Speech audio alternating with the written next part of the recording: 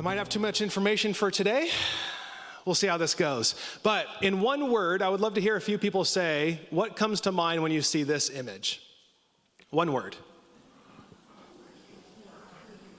Ark. Okay, simple. What else? Cute. What else? Flood. Nursery. What else? Okay, death. That's different than like nursery. What else? Not exactly accurate. A couple more. Obedience. One more. Covenant. Okay. Now, one more layer deeper.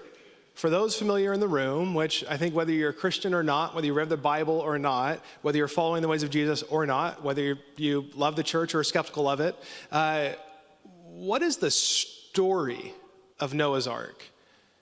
What kind of feelings and thoughts does it elicit inside of you? One word.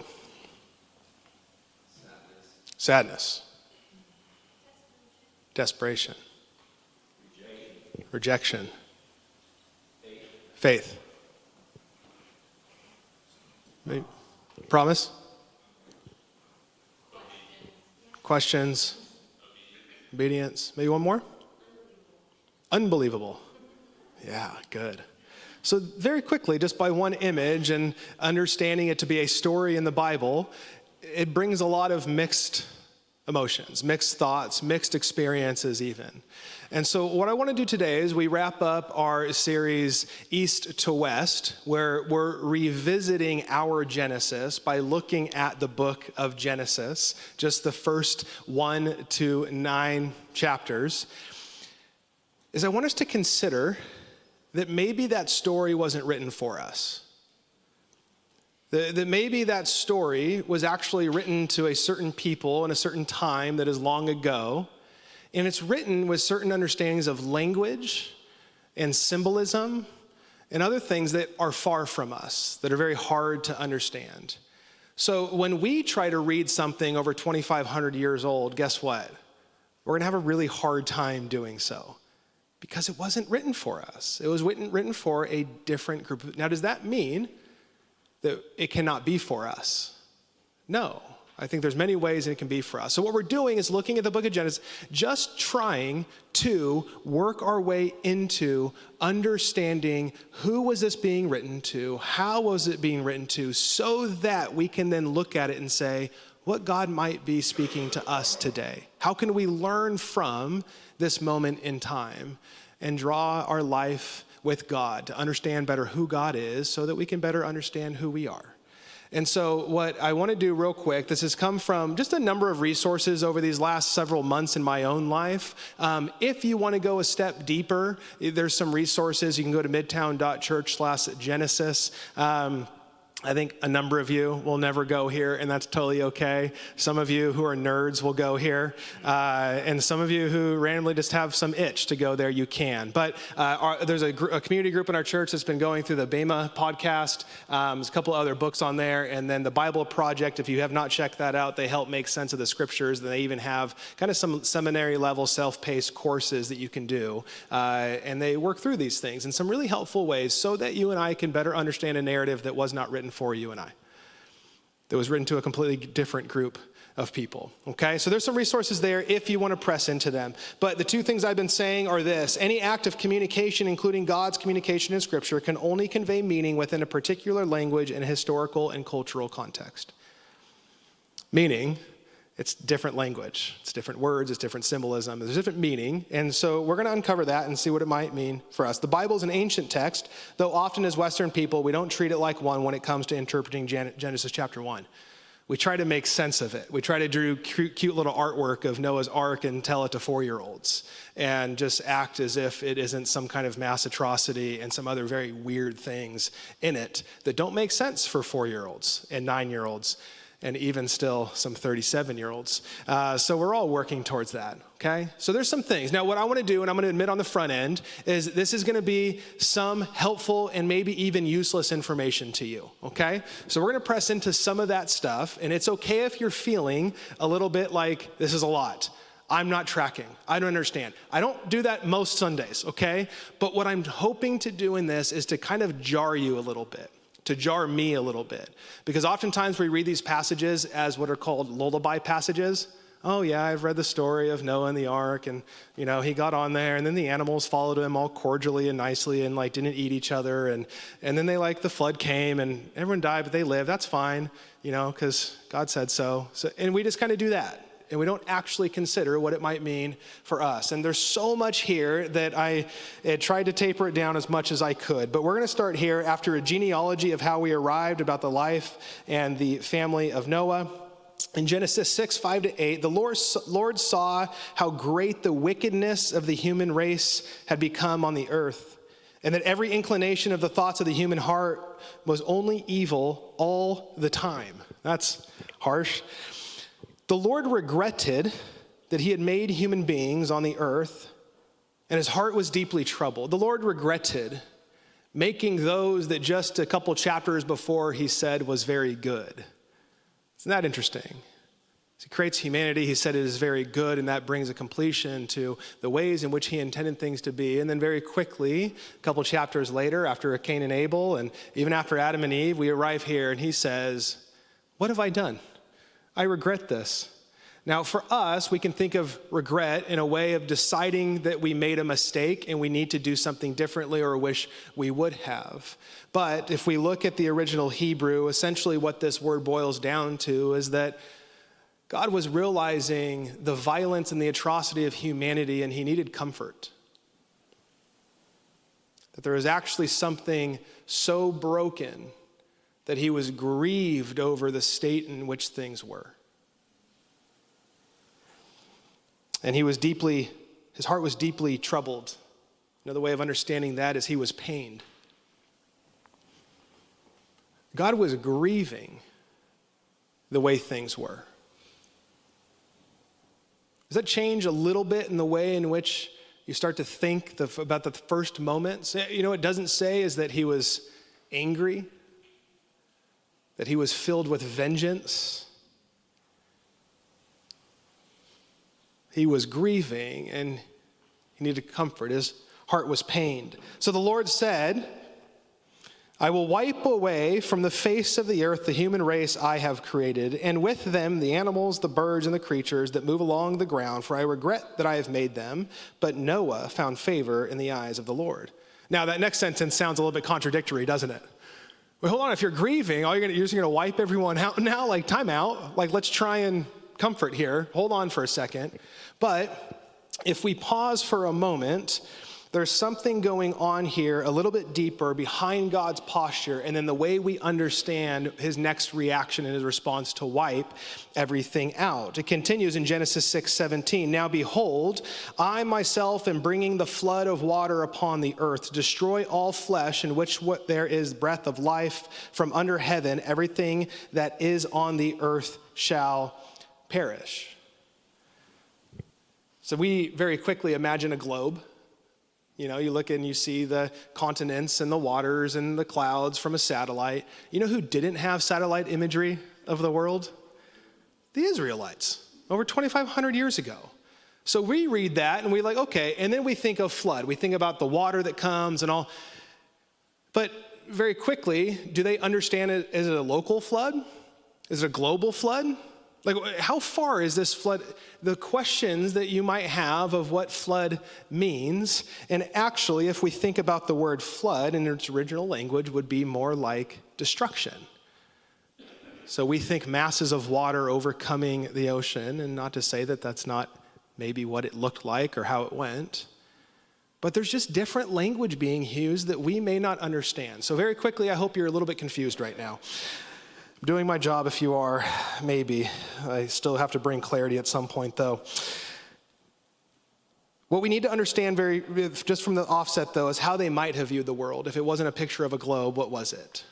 And so what we could find out is that this correlates to actually the very beginning, Genesis 1, where God created all things. In Genesis 1, 6-7, he says, "And God said, let there be a dome in the midst of the waters, and let it separate the waters from the waters." This is like day one of creation. Let us separate the waters from the waters with a dome. What does that even mean? So God made the dome and separated the waters that were under the dome from the waters that were above the dome. It gets more confused. What do you mean there's a dome and there's water? Well, if you separate waters, I guess it's going to be land. But he's saying there's actually a separation vertically. And so what we could lean on is this imagery here, that if I'm an Israelite in that day, what I'm understanding is that there are waters underneath, and now there is a dome that is holding off the waters above. There is a way in which I'm understanding a canopy coming over the place in which I inhabit so that the waters don't fall back down on me. I'm understanding that this is how God has put order to the chaos, the nothingness that was. And so if days 1 to 6 and 7, it ends up looking like this, where you fill in with plants and the moon and the sun and the land and the fish under the seas and humanity. So this is what an Israelite would kind of be understanding when they start to hear that he is going to bring a flood.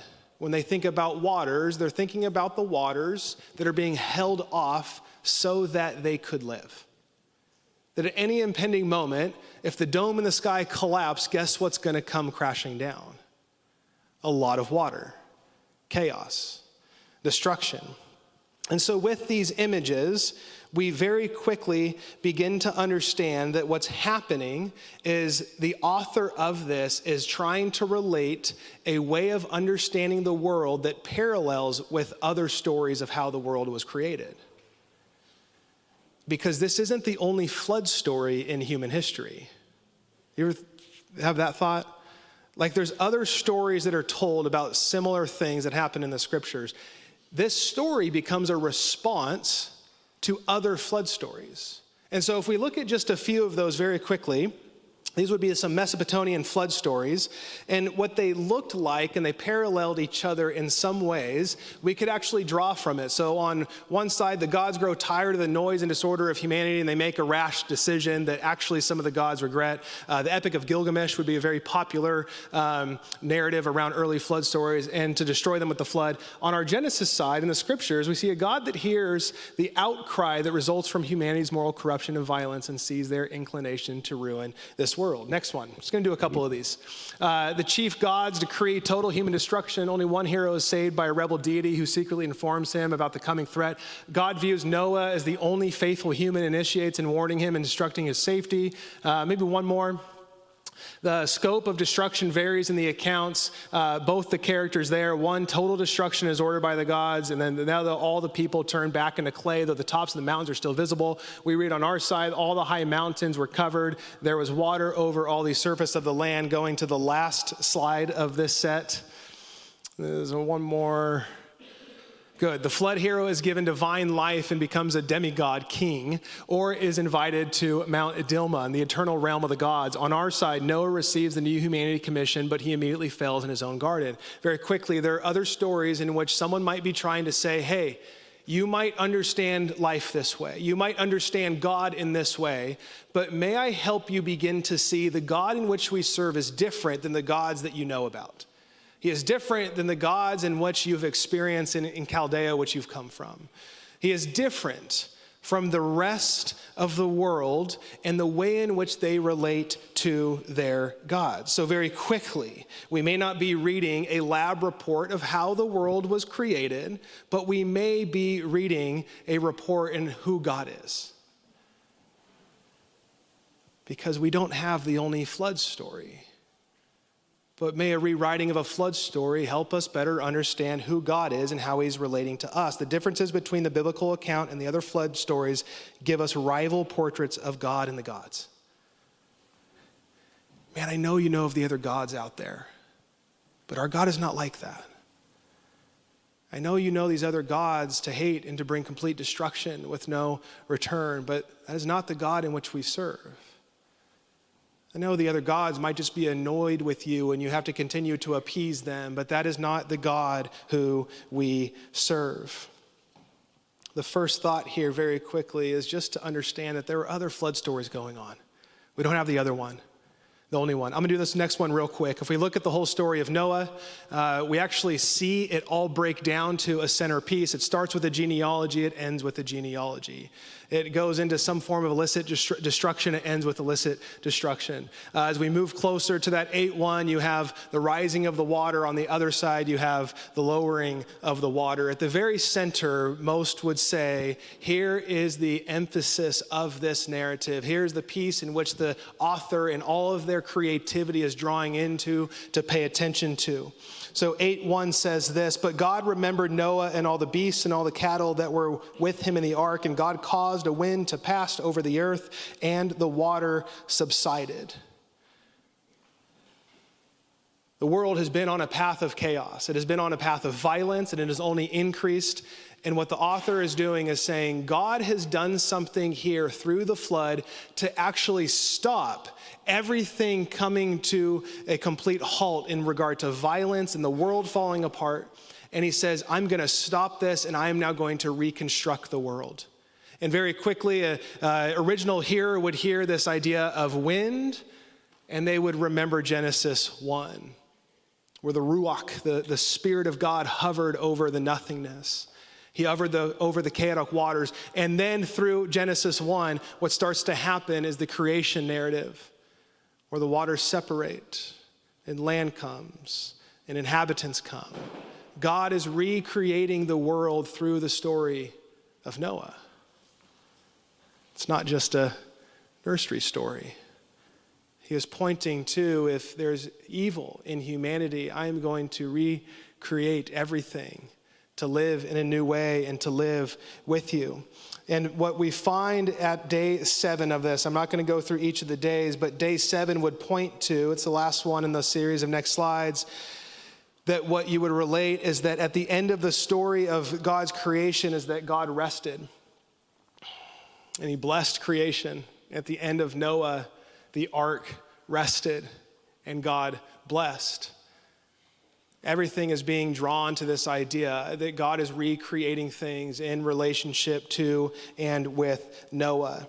And he begins to make a promise. It says in 8:20, then Noah built an altar to the Lord after he's come off of the ship, and took some of every kind of clean animal and some of every clean bird and offered burnt offerings on the altar. Now watch this. The Lord smelled the soothing aroma. In other words, the Lord was comforted. God was comforted. Was the beginnings him wanting comfort, needing comfort?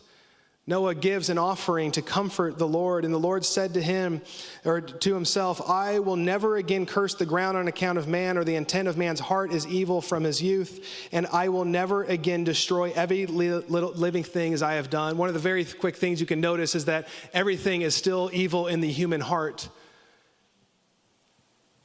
But yet he makes a promise to remember something.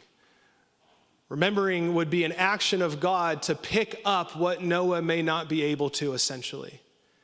That what Noah can't do, what humanity can't do, God is saying, I will remember. This goes all the way into this suzerain vassal treaty where basically, I'll put it this way, I went to a comedy show this last week. I went and paid. I had a ticket for it. If I showed back up to that comedy show and I didn't have a ticket, they'd be like, sorry, man. You don't have your ticket with you. I'm like, no, but I came, I paid. Can you check the records? Like, no, we're busy. You need to show proof of your purchase. What a suzerain treaty was is someone who needed help could go to someone larger and say, hey, can we go in agreement? I will serve you, but the person that's the weaker one has to show proof that we've made an agreement that you will not destroy me. And God is saying, while you are the weaker vessel, don't worry, I will remember. You don't need to show proof anymore of the covenant in which I have made to not destroy any more. He completely changes the way, and he gives us Noah, and Noah becomes an example of this larger pattern leading to the ultimate anointed one who will suffer on behalf of the wicked. A righteous one who will die for the wicked and make atonement to open the way back to Eden. It starts to point to someone, doesn't it? that he seems to be drawing Noah in a very special way for us to begin to pay attention to. And then we're going to wrap up with this. I'm going to invite Jason up. You can start coming up. We get to a point in Genesis after Noah has worshiped the Lord and given him an offering after all of this, which has restored the way in which God has covenanted with his people. Then God spoke to Noah and to his sons with him, saying, "Now behold, I myself am establishing my covenant with you and with your descendants after you, and with every living creature that is with you, the birds, the livestock, and every animal on the earth with you. Of all that come out of the ark, every animal on the earth, establish my covenant with you. And all flesh shall never again be eliminated by the waters of a flood, nor shall there again be a flood to destroy the earth." God said, "This is the sign of my covenant which I am making between me and you and every living creature that is with you. For all future generations, I have set my rainbow in the cloud, and it shall serve as a sign of a covenant between me and the earth. It shall come about when I make a cloud appear over the earth, that the rainbow will be seen in the cloud, and I will remember my covenant, which is between me and you and every living creature of all flesh. And never again shall the water become a flood to destroy all flesh. When the rainbow is in the cloud, then I will look at it to remember the everlasting covenant between God and every living creature of all flesh that is on the earth." And God said to Noah, "This is my sign of the covenant which I have established between me and all flesh that is on the earth." If I have lost you up until this point, what was repeated over and over again there? Covenant.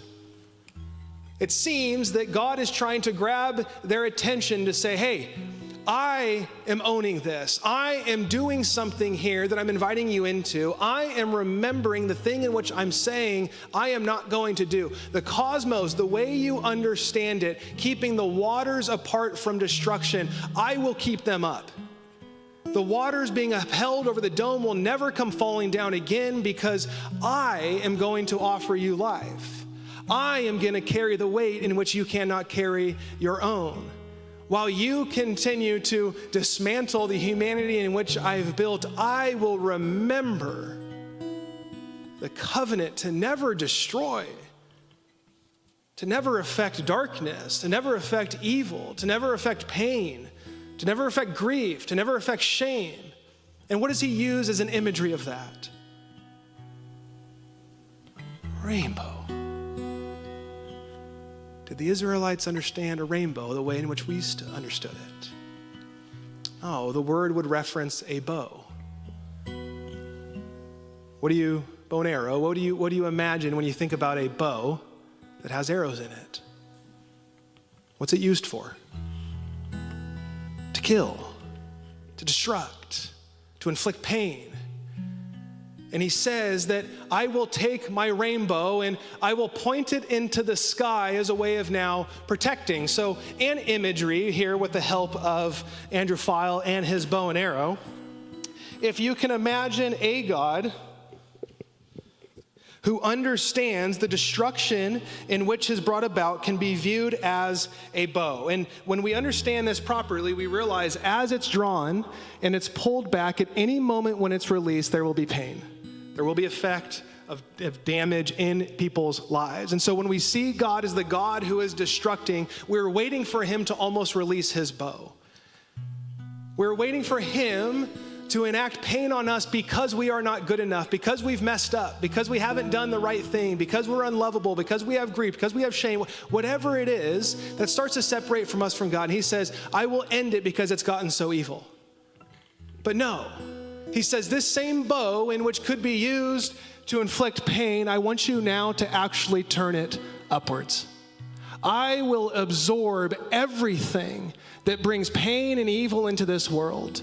I will take everything that the human heart cannot live up to, and I want you to point it towards me. So the rainbow is not just a cute thing that goes on holiday cards or birthday cards or whatever it is. It's the imagery that God has taken all of evil and pointed it up to himself to absorb what you and I cannot. The entire story of Noah is to say, guys, stop. I know you can't. I can do this. I got this. And it's a people making sense of a God who is not annoyed with our noise. It's not a God who is just hungry and has an appetite, and that's why he needs some form of sacrifice.